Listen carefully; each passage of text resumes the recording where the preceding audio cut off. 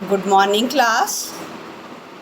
आज मैं आपके सामने सूरदास की द्वारा रचित बाल लीला नामक कविता प्रस्तुत करने जा रही। आप कबीर दास और सूरदास का परिचय दोनों की तुलना करते हुए पढ़ेंगे तो आपको ज़्यादा आसानी रहेगी। आपने कबीर में भी देखा भक्ति काल, सूर में भी आप देखेंगे तो भक्ति काल के कवि। वहाँ निर्गुण है, यहाँ पर सगुण है। क्यों? क्योंकि इनका कहना था कि बिना मूर्ति इत्यादि के व्यक्ति के मन में एकाग्रता नहीं हो सकती। तो अब आप देखिएगा, सूर में पहला आप ले लेंगे भक्ति काल, दूसरा आप ले लेंगे सगुण भक्ति धारा के कवि हैं, और सगुण की फिर दो धाराएं चली, एक राम के उपासक थे और एक कृष्ण के उपासक थे।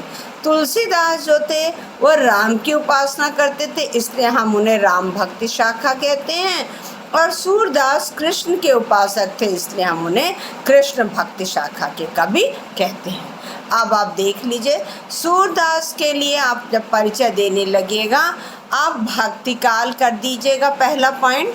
दूसरा पॉइंट, भक्ति काल में सगुण भक्ति धारा, सगुण भक्ति धारा में कृष्ण भक्ति शाखा के कवि के रूप में जाने जाए। सूरदास को कहते हैं ये जन्मांध थे। जन्मांध यानी जन्म से अंधे थे, किंतु जन्मांध होते हुए भी इन्होंने कृष्ण के बाल रूप का ऐसा वर्णन किया है कि विश्व की किसी भी भाषा में इस प्रकार की बाल सुलभ चेष्टाओं का वर्णन नहीं मिलता।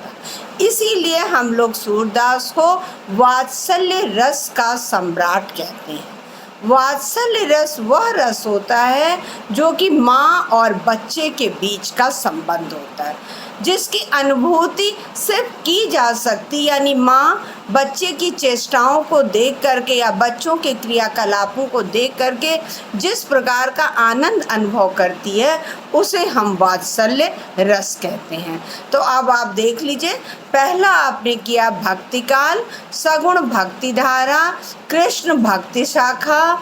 सूरदास जन्मांध थे, जन्मांध होते हुए भी कृष्ण के बाल रूप का ऐसा वर्णन किया है कि विश्व की किसी भी भाषा में उस प्रकार की बाल सुलभ चेष्टाओं का वर्णन नहीं किया गया, इसलिए हम इन्हें वात्सल्य रस का सम्राट कहते हैं। सूरदास के गुरु जो थे वह वल्लभाचार्य थे। सूरसागर, साहित्य लहरी, सूरसारावली, कोई भी दो रचनाओं को आप याद रखिएगा। साथ ही साथ आप कहिएगा कि इनकी भाषा ब्रज है। कबीर की भाषा सधुकड़ी और पंचमेल खिचड़ी थी, सूरदास की भाषा ब्रज भाषा है। आज मैं आपको पहला पद स्पष्ट करती हूँ। वर्ड मीनिंग आप सामने लिखते जाइएगा तो आपको आसानी रहेगी। शोभित कर नवनीत लिए, कर माने हाथों में, नवनीत, नवनीत होता है जो दही से, नवनीत वैसे मक्खन को कहा जाता है, लेकिन मक्खन को कहने की अपेक्षा आप कहिएगा दही से सना हुआ मक्खन। क्यों? क्योंकि माता यशोदा आंगन में बैठे हुए दही को मथ रही हैं, और जब वह किसी कार्य के लिए अंदर जाती हैं तो कृष्ण जा करके उनकी जो जिसमें वह मक्खन को मह रही हैं उस घड़े में से तुरंत दही मक्खन को निकाल लेते हैं। उसी समय का वर्णन किया गया। तो कह रहे हैं शोभित कर नवनीत लिए, कर माने हाथों में, नवनीत माने दही से सने हुए मक्खन को लिए हुए, शोभित अर्थात कृष्ण सुशोभित हो रहे हैं। घुटुरन चलत रेणुतन मंडित मुख दधि लेप किए। कैसे चल रहे हैं? इसलिए आप इनको बाल रूप कह देंगे। कैसे चल रहे हैं? घुटुरन चलत, घुटनों के बल चलते हुए, रेणु तन मंडित, रेणु माने धूल, तन माने शरीर को, मंडित माने अलंकृत कर रही है। अब क्या है? उन्होंने अपने हाथों में मक्खन को लिया हुआ है। आप यदि किसी बच्चे को देखिए और वह बच्चे को वह चीज़ बहुत अधिक प्यारी होती है तो उसको वह ज़मीन पर नहीं गिरने देना चाहता है, जिसके लिए वो क्या कर रहा है, अपने हाथों को घुटनों के बल चल रहे हैं, तो जो दही से सना हुआ मक्खन लिए हुए हैं उसे वो बार बार ऊपर की तरफ उठा रहे हैं, और घुटनों के बल चलने का वो जब एक हाथ ऊपर उठाए हैं तो वो नीचे गिर रहे हैं। तो नीचे गिरने के कारण उनके शरीर पर क्या है, धूल के जो कण हैं चमकते हुए वह अलंकृत हो रहे हैं। मुख दधि लेप किए, और उन्होंने अपने मुख पर दधि माने दही का लेप लगाया है। अब आपको स्पष्ट हो गया होगा कि नवनीत मैंने क्यों कहा था दही से सना हुआ मक्खन, क्योंकि वह मक्खन को खा रहे हैं और मक्खन के किनारे किनारे जो दही लगी हुई है वह पूरे उनके मुंह पर अलंकृत हो रही है। अब फिर से दोनों लाइन देख लीजिएगा। शोभित कर नवनीत लिए, कर माने हाथों में, नवनीत माने दही से सना हुआ मक्खन लिए हुए कृष्ण सुशोभित हो रहे हैं। क्या कर रहे हैं, घुटरन चलत रेणुतन मंडित मुख दधि लेप किए। 3 पॉइंट है यहाँ पर, घुटनों के बल चलने के कारण। अब आप यहाँ पे स्पष्ट कर दीजिएगा, हाथों में लिए हुए मक्खन को ऊपर उठाने के कारण बार बार जो पृथ्वी पर गिर रहे हैं, जिसके कारण उनके तन माने शरीर पर, रेणु माने धूल के कण, मंडित माने अलंकृत हो रहे हैं, मुख दधि लेप किए, और हाथों में लिए हुए दही से सने हुए मक्खन को खाने का उनके पूरे मुख पर दही का लेप लगा हुआ है। चारु कपोल लोल लोचन गोरोचन तिलक दिए। कपोल माने गाल कैसे हैं, चारु माने रमणीय, छोटे बच्चे का गाल जिस प्रकार से होता है ठीक उसी प्रकार कह रहे हैं कि कृष्ण के कपोल माने गाल कैसे हैं, चारु माने रमणीय हैं, लोल लोचन, लोचन माने नेत्र, लोल माने चंचल। क्योंकि उन्हें तो ये देखना है ना कि कोई हटे, माँ हटे तो मैं फिर से जा कर के उसमें से मक्खन को निकाल लूँ। तो जो शरारत से भरी हुई आंखें होती हैं उसको यहाँ पर सूरदास ने क्या शब्द प्रयोग किया है, लोल लोचन, अर्थात चंचल नेत्रों वाले।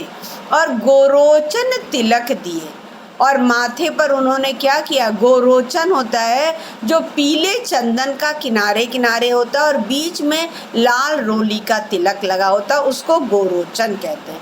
अर्थात पीले चंदन से किनारे की जो लाइन बनी हुई और बीच की जो लाल रोली से लाइन बनी हुई है उसे गोरोचन कहते हैं। तो यहाँ 3 देख लीजिएगा, उनके कपोल यानी गाल कैसे हैं, चारु माने रमणीय हैं, लोल लोचन चंचल नेत्रों वाले, और माथे पर उन्होंने क्या किया है, गोरोचन पीले और लाल चंदन का तिलक लगाया हुआ है। लट लटकनी मनुमत मधुपगन मादक मधुई। लट यानी जो बालों की लटें हैं, लटकनी यानी लटक रही। मनु माने मानो। अब इसको पहले आप समझ लेंगे तब आप इस लाइन को स्पष्ट कर देंगे कि क्या है, उनके बालों की जो लटें हैं वो लटक रही हैं, मुंह पर आ रही हैं। तो बच्चा क्या होता है, जब वो मुंह पर आ रही है तो परेशान हो रहा है, तो परेशान होने के कारण क्या कर रहा है, उन बालों को पीछे की तरफ फेंक रहा है। जब वो पीछे की तरफ फेंक रहा है तो हाथों में जो उन्होंने पैजनियाँ हाथों में जो उन्होंने कड़े पहने हुए हैं वो कड़े क्या कर रहे हैं, आवाज़ कर रहे हैं। उसी का वर्णन इन्होंने भौरों के माध्यम से किया है। लट लटकनी यानी लटकती हुई लटों के लिए। मनु माने मानो, मत माने मतवाला, मधु माने भौरा, गन माने आवाज, मादक माने मद से भरे हुए, मधुही माने मधु का, पिए माने पान कर रहा है। अब कृष्ण के मुख का जो ऊपर वर्णन किया गया है, चारु कपोल इत्यादि, उनके मुख को उन्होंने क्या माना है, फूल माना है, और जो लटें लटकती हुई हैं उसको उन्होंने भौरे का रूप दिया है। तो जब वह भौरे का रूप दिया हुआ है, जिसके कारण उन्होंने कहा है कि वह भौरें आ रही हैं बार बार उस चेहरे के ऊपर पीने के लिए, रस को मधु का पान करने के लिए, और कृष्ण क्या कर रहे हैं, उसे अपने हाथों से जो पीछे कर रहे हैं तो आवाज़ हो रही है, उसको उन्होंने क्या किया है, मधुप गन, मधुप माने भौरों की, गन माने आवाज़ हो रही है। फिर से देखिएगा, लट लटकनी यानी लटकती हुई लटें कैसी लग रही हैं। मनु माने मानो, लट लटकनी यानी लटकती हुई लटें कैसी लग रही हैं। मनु माने मानो, मत मधुपगण, मत मत माने मत वाले, मधुप माने भौरों की, गण माने आवाज है। क्या करें हैं भौरे, मादक मधु ही पिए, मद से भरे हुए मधु यानी शहद का पान कर रहे थे, जिनके कारण आप उन्हें हटाए हैं और हटाने के कारण वह भौरे जब उड़ते हैं तो जिस प्रकार की आवाज़ करते हैं, ठीक उसी प्रकार से कृष्ण के जो बाल की लटें हैं, वह बाल की लटें भी जो उनके चेहरे पर आ रही हैं और उसे वह उन्हें पीछे कर रहे हैं, तो वह आवाज़ कर रही है। नेक्स्ट है, कठुला कंठ वज्र के हरिनख राजत रुचिरिये। कठुला कंठ, कंठ माने गले में, कठुला यानी जो बड़ी बड़ी लकड़ी की मोतियों की माला होती है, उन बड़ी बड़ी लकड़ियों की मोतियों की माला कहाँ है, कंठ पर है, गले में है। वज्र केहरी नख, केहरी माने सिंह, वज्र माने कठोर, सिंह के कठोर नख, नख माने नाखून का, क्या है, लॉकेट है। अर्थात उन्होंने जो गले में माला पहनी हुई है वह कैसी है, कठुला यानी बड़ी बड़ी मोतियों की, लकड़ी की मोतियों की है, और उसमें जो लॉकेट है वह कैसा है, वज्र के हरिनख यानी कठोर सिंह के नाखून का जो लॉकेट है वो क्या है, राजत रुचिर हिये, रुचिर माने सुंदर, हिये माने हृदय पर, राजत माने सुशोभित हो रहा है। कृष्ण ने जो माला पहना हुआ है और उसमें जो लॉकेट है, माले को उन्होंने क्या क्या है, कटुला कंठ यानी बड़े बड़े लकड़ी के मोतियों की जो माला है वह कहाँ है, कंठ पर है। और वज्र के हरिनख जो कठोर सिंह के नाखून का जो लॉकेट है वह कहाँ है, राजत रुचिर ही है, सुंदर हृदय पर सुशोभित हो रहा है। धन्य सुर एको पल, सूरदास कहते हैं एको पल यानी एक क्षण मात्र के लिए, ये सुख का सत्कल्प जिए, ये सुख जो ऊपर मैंने वर्णन किया है वह मुझे एक क्षण मात्र के लिए ही दर्शन हो जाए तो मैं धन्य हो जाऊं। का सत्कल्प जिए, सत माने सैकड़ों, कल्प माने युगों, युग 100 वर्ष का होता है, तो इसीलिए उन्होंने कहा कि 100 से 100 यानी 1000 वर्षों तक जीने का जिए। जीने की क्या आवश्यकता, बस एक क्षण मात्र के लिए मुझे कृष्ण के जो ऊपर उन्होंने वर्णन, क्योंकि वह जन्मांध हैं, तो जन्मांध होने के कारण उन्होंने कहा है कि जो मैंने ऊपर वर्णन किया वह सिर्फ एक क्षण मात्र के लिए ही मुझे उनका दर्शन हो जाए। एक बार फिर से देख लीजिएगा, शोभित कर नवनीत लिए, कृष्ण अपने हाथों में दही से सना हुआ मक्खन लिए हुए सुशोभित हो रहे हैं। घुटुरन चलत रेणुतन मंडित मुख दधि लेप किए, घुटनों के बल चलने के कारण पृथ्वी पर जो बार बार गिर रहे हैं, इससे रेणु यानी धूल के कण उनके शरीर को मंडित अलंकृत कर रहे हैं और उन्होंने अपने मुख पर दही का लेप लगाया है। चारु कपोल लोल लोचन गोरोचन तिलक दिए, उनके कपोल रमणीय हैं, चंचल नेत्रों वाले और माथे पर लाल और पीले चंदन का तिलक लगाए हुए हैं। लट लटकनी मनमत्त मधुगन मादक मधु पिए, उनकी लटकती हुई लटें कैसी लग रही हैं, मनु माने मानो, मत वाला भौरा, मादक मधु का पान करने के करके आवाज कर रहा है। कठुला कंठ वज्र के हरिनखी राजत रुचिरिये, उन्होंने कंठ यानी गले में बड़े बड़े मोतियों की माला और साथ ही साथ वज्र के हरिनख अर्थात कठोर सिंह के नाखून का लॉकेट उनके हृदय को सुशोभित कर रहा है। धन्य सुर एको, सूरदास कहते हैं कि एको पल यानी एक क्षण मात्र के लिए भी यदि मुझे इनका दर्शन, इस रूप का दर्शन हो जाए, का सत्कल्प जिए अर्थात सैकड़ों युगों तक जीने की मुझे कोई आवश्यकता नहीं है। यहाँ तक आपका क्लास 11 कंप्लीट करा दिया गया है। अब नेक्स्ट क्लास में मैं आपका आगे कराऊंगी। हाफ ईयरली एग्ज़ाम जो आपका होगा उसमें आपका कबीर है, सूर है और सियाराम शरण गुप्त है। 3 चैप्टर को लिया जाएगा। क्योंकि 3 क्वेश्चन आपके रहेंगे और उनमें से 3 में से आपको कोई एक क्वेश्चन करना होगा और एक क्वेश्चन आपकी इच्छा के ऊपर है।